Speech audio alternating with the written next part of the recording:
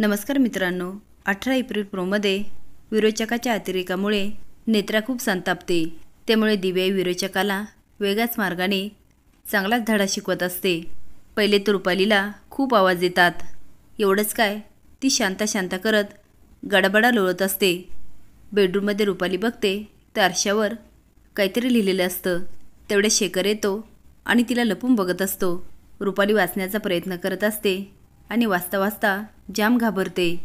आता आरशावर वाचते दक्षिण प्रया. याचा अर्थ तिला काही कळत नाही. ती शोधण्याचा प्रयत्न करत म्हणते दक्षिण प्रया. तिच्या तोंडातून हे शब्द ऐकल्यानंतर शेखर पण विचारात पडतो आणि तो लगेचच नेत्रा आणि अद्वैतकडे जातो. आता इंद्राणी, नेत्रा आणि अद्वैत विचार करतात. दक्षिण प्रया. नेत्रा म्हणते बाबा तुम्ही व्यवस्थित ऐकलं ना? शेखर म्हणतो हो, रुपाली तेच बोलत होती. तर तुम्हाला काय वाटतं, आता रुपालीच्या मदतीला अजून कोणी येईल का? हे कमेंट बॉक्समध्ये नक्की सांगा. नवीन अपडेट जाणण्यासाठी लाईक आणि सबस्क्राईब करा. धन्यवाद.